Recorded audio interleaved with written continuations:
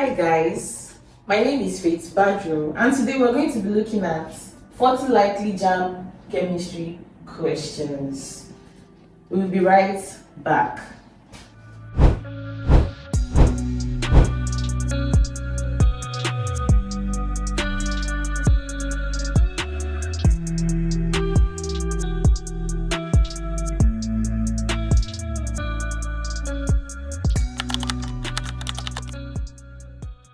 Welcome back.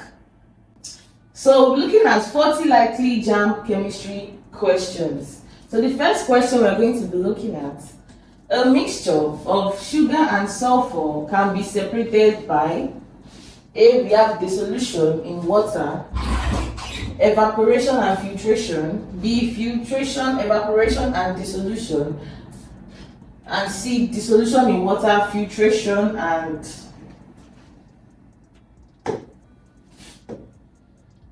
evaporation. D. We have evaporation, dissolution in water, and filtration. So now we're talking about the solution of sugar and sulfur. Now note that sugar can dissolve in water, but sulfur cannot dissolve in water. So because of that, the first thing that we'll do is dissolution in water. So then the sulfur will be filtered at, and therefore after we dissolve in water, for us to get the sulfur, we have to go through the process of filtration. Then when we are done filtering this our sulfur out of the water, then we can get our sugar back by evaporation. So this makes our answer to be dissolution in water, filtration and evaporation. That makes C our answer. Number 2, which of the following is a physical change? A. We have freezing ice cream, dissolving calcium in water, burning kerosene, exposing white phosphorus to air. Now we have to know that what do we mean by physical change? Now physical change, we're talking about reversible changes. It means that it can go back to its former state. So it is reversible. Then when we're talking about, we have chemical changes. Then chemical changes, they are irreversible.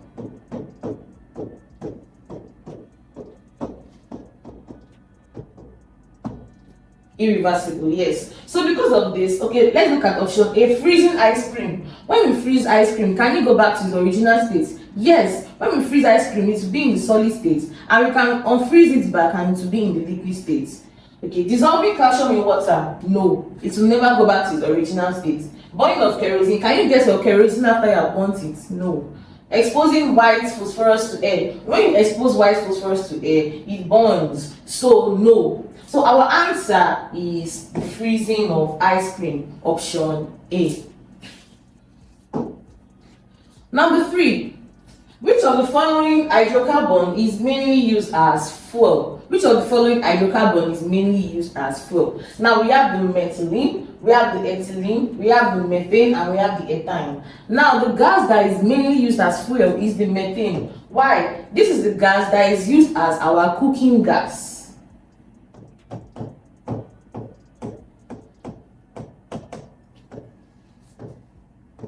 Yes, this is our cooking gas that we use to cook. When we fill it up, it is the methane gas that is used. So because of that, our answer is methane. Number 4, 0.0075 mole of carbon trioxocarbonate M4 is added to 0.015 mole of a solution of hydrochloric acid. The volume of gas evolved at STP is what? So they're asking us for the volume of gas that was liberated as STP. Now they are giving us the molar volume of gas as STP to be 22.4 dm³. So the first thing that we do when you have a question like this, you make sure that you write your balanced equation. So let's write our balanced equation. So we have the calcium. What is calcium trioxocarbonate? For that is going to be CaCO3 plus HCl, yeah, because they said that is added to 0.015 mole of solution of hydrochloric acid, and hydrochloric acid is HCl. So that's going to be HCl to give us. So now what will this going? So this is going to give us. Get the cheapest science materials from allschoollabs.com. CaCl2 plus H2O plus CO2. That's what we are going to get in this. So let's balance. Let's see if our equation is balanced. Ca is 1 here. Okay. C is 1. All right. Okay. C is 1 here. O3. That's 0. This one plus this one is 3. Is balanced. Our H is 2 here. Our Cl is 2 here, but our H here is 1. Our Cl is 1. So we have to balance it by adding a 2 here. So now it's balanced. So now we can let's now put it in ratio. 1 mole of this. Don't forget, why is it 1? Because there is nothing in front of it here. 1 mole of this is reacting with 1 mole of this to give us 1 mole of this. 1 mole of this. 1 mole of this. Now, okay, oh, sorry, this is 2 moles. Because the number 2 is there's going to be 2. That's going to be 2 moles of that. So let's start our calculation. So we're giving 0.0075 mole of this calcium, and we're giving for this one, we're giving 0.015. So the first thing you have to do, you have to test if this is correct. How do you test if it's correct? You know, they said that we have derived that 1 of this will give us 2 of this. So let's try to multiply this by 2 to check if it is correct. So if you multiply this 1 times 2, you will get this. So that means we don't really need to do much. So we can now say that 1 of CaCO3, don't forget that we're looking for the volume of CO2 gas. So you can say 1 mole of CaCO3 will give us 1 mole of CO2. So that means we can say the mole of CO2 will be 0.0075. Now, we are not going to use our formula. The formula we are going to use is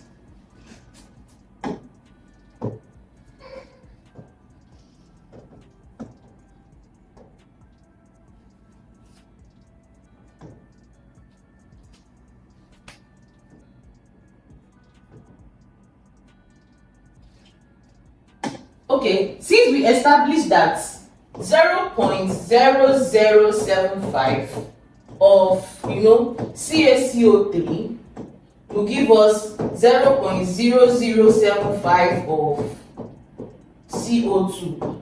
We got that from our equation. So we're going to use the formula. Mole is equals to volume over molar volume.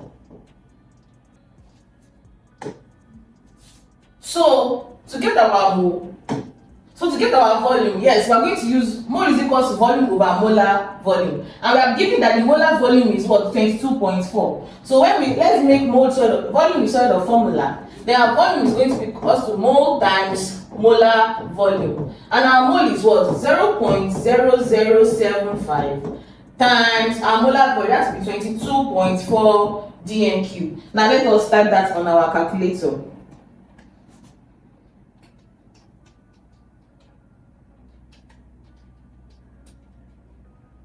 Our answer is 168 centimeter cube. So our answer is B. Okay, now our answer was actually 0.68.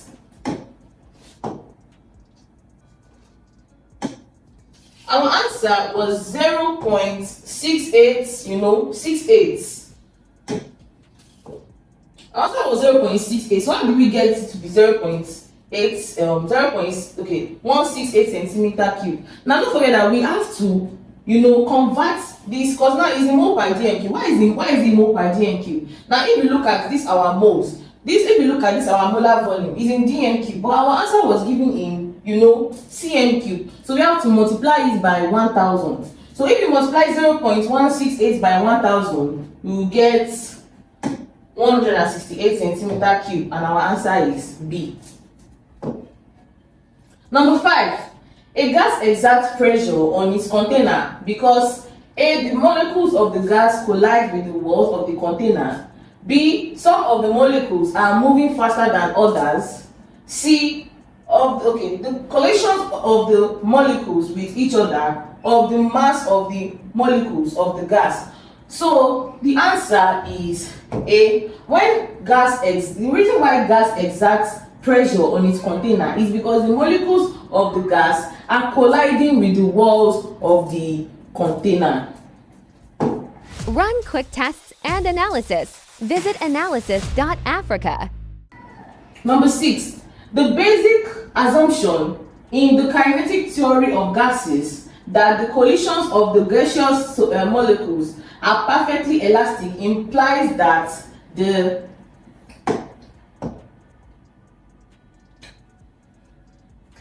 the A, forces of attraction and repulsion are in equilibrium.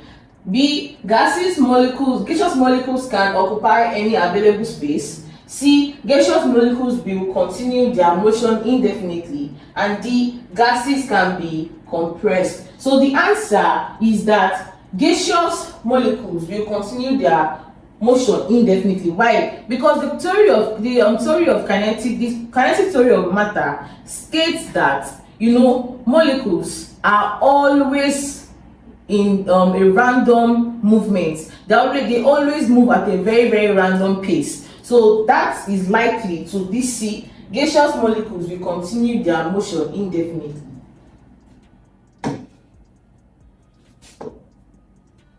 Number 7. If an atom is represented as X2311, which of the following deduction is correct? A, it contains 12 protons. B, it forms a covalent chloride.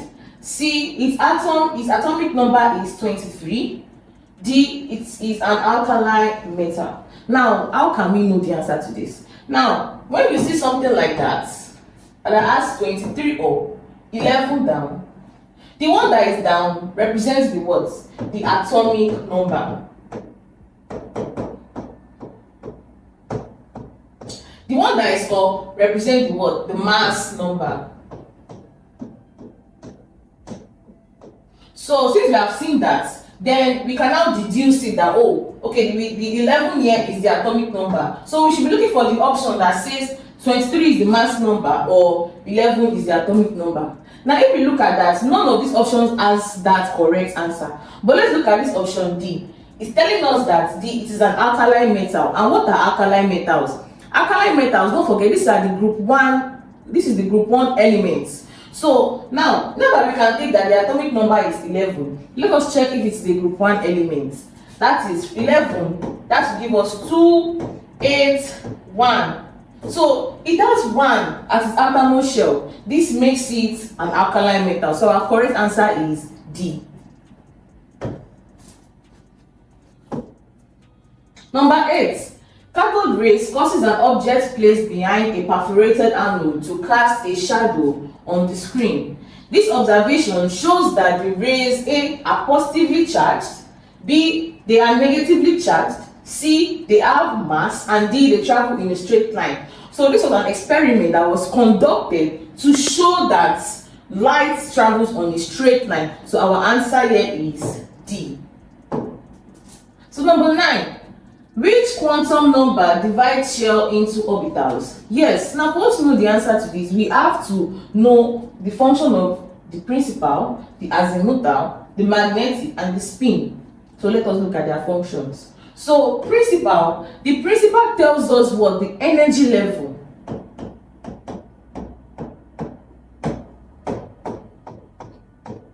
Now we have the azimuthal, it tells us the shape. The magnetic tells us the orientation in space.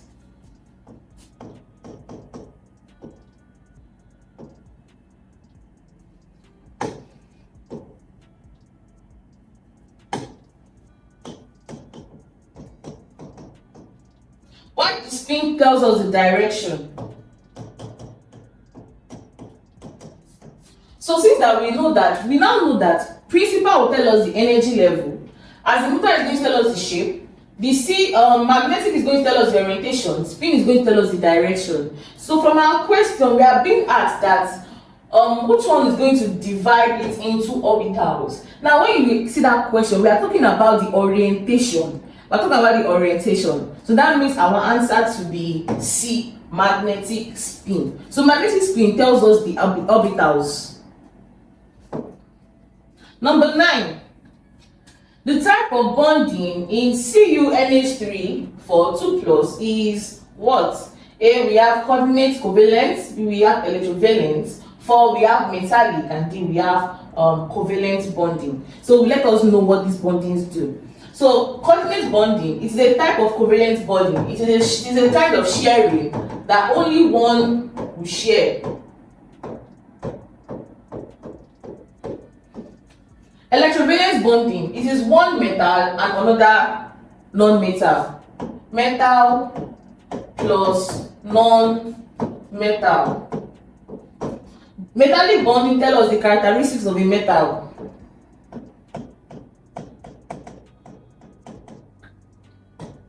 The characteristics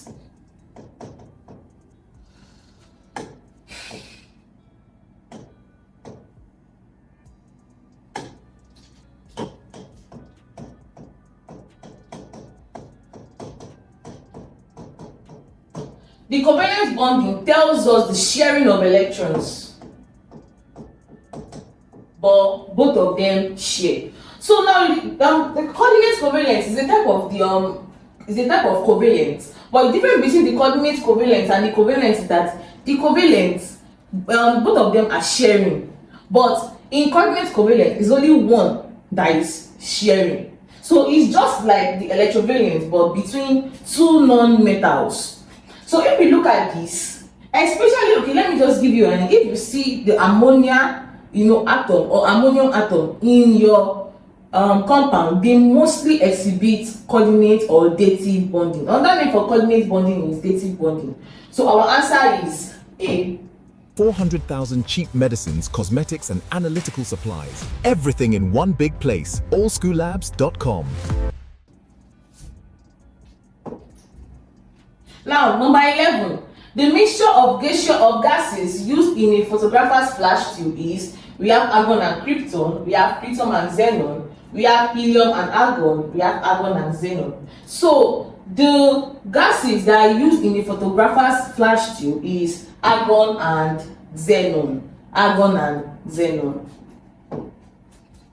When sodium triisocarbonate 4 decahydrate loses its water of crystallization to the atmosphere, the process is what? So when a substance loses its water of crystallization, what is that terminology? Now, is it deliquescence? Is it efflorescence? Is it hygroscopy? Is it effervescence? So our answer here is efflorescence, because efflorescence is when a substance loses its water of crystallization, while deliquescence, the substance is going to absorb to turn to liquid. Now, what is hygroscopic? It's going to absorb but not to liquid, so a sticky kind of substance. It will be sticky but not liquid. Now, for effervescence, it's just when it is bubbling. When it is bubbling, that one does not even have anything to do with this. So our answer is efflorescence. That is option B. Number 13. Water can be obtained as the only products during, we have combustion of hydrocarbons, neutralization of an acid by base, combustion of hydrogen, electrolysis of brine. Now our answer is the combustion of hydrogen. Why? During combustion of hydrocarbons, it will give you water and CO2. This neutralization will give you what? A salt and water. So it's not only water. But you see, the combustion of hydrogen, that is H plus O, will give you just H2O.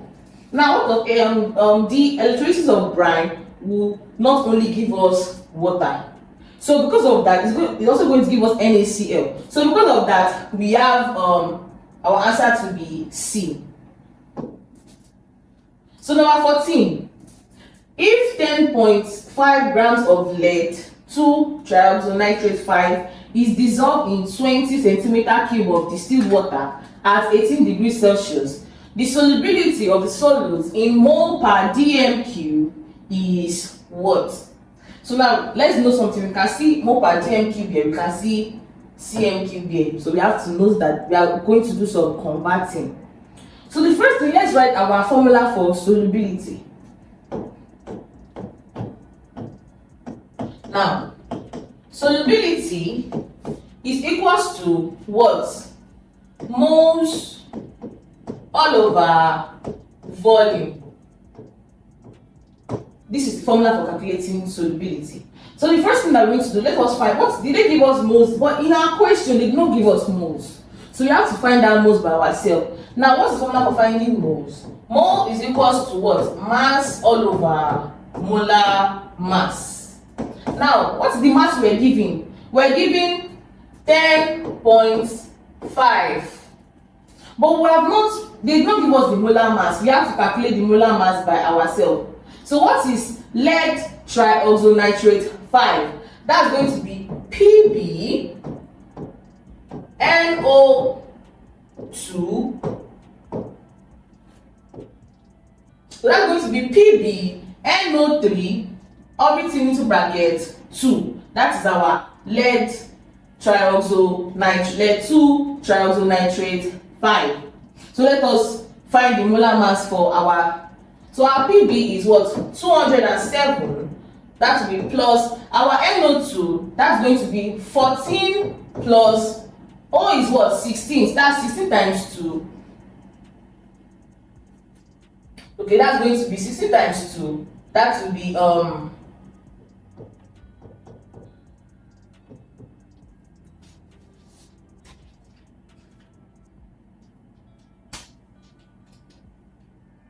that's going to be 48.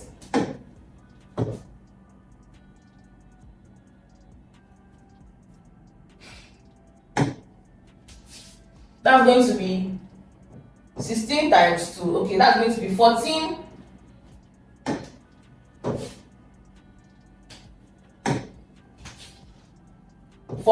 Plus 16 times 2 to give us plus everything multiplied by 2. So let us solve that together. We are going to get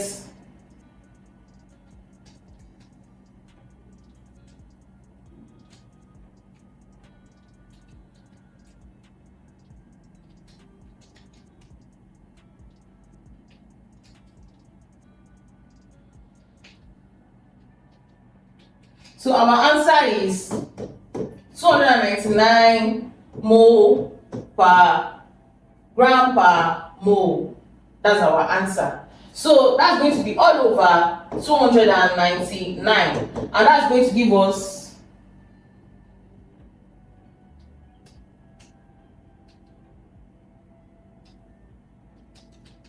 that's going to give us 0.35. So now we have gotten our mole. So now let us now put it here. That is mole over mole all over volume. So that's going to be, let's clean it up.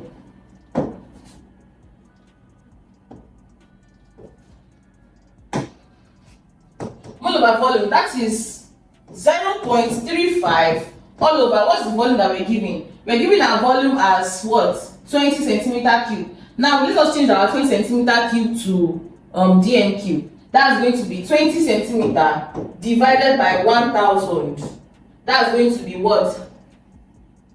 1, 2, 3. That's going to be 0.020.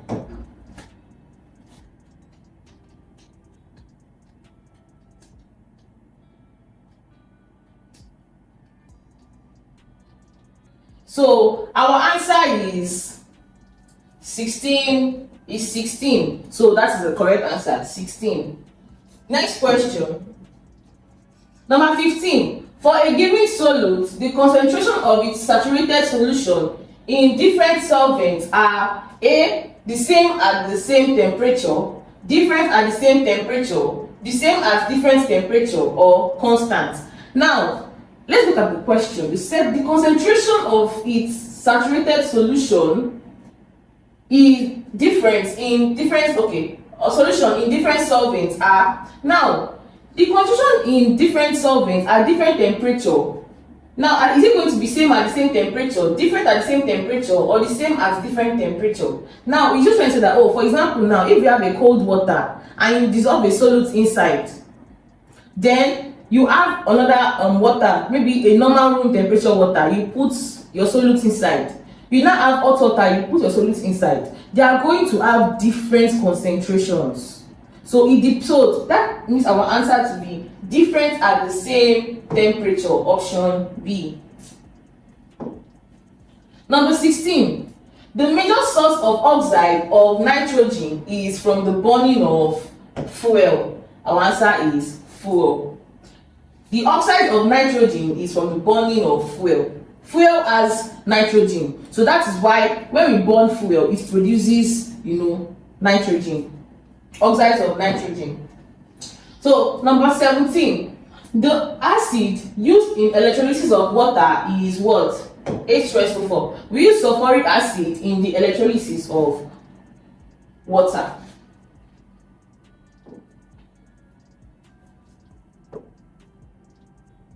Okay, what volume of 1.5 molar solution of KOH would contain 0.045 moles? Now, when you hear molarity, this M means molarity, and molarity is in mole per dm cube. So they are asking us that what is the volume? Now don't forget that we have our formula to be mole is equals to volume all over molar volume. So the volume that we are looking for volume, so we have to change the subject of formula. So that's going to be, our volume is now going to be mole times molar volume. Now our molar volume is constant, that's 22.4 dm cube. This is our molar volume, it's a constant number. So let us start. So our mole, we're giving our mole as what? 0.045 moles. 0.045 moles. So once to that, how many of these will be contained? Okay, so that's going to be times what? It's going to be times 1.5.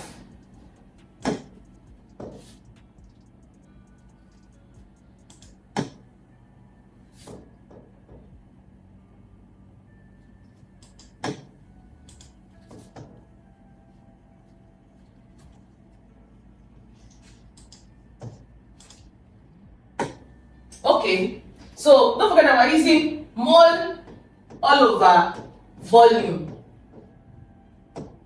Our molarity is equals to mole all over volume. So that's going to be the mole. What's the mole?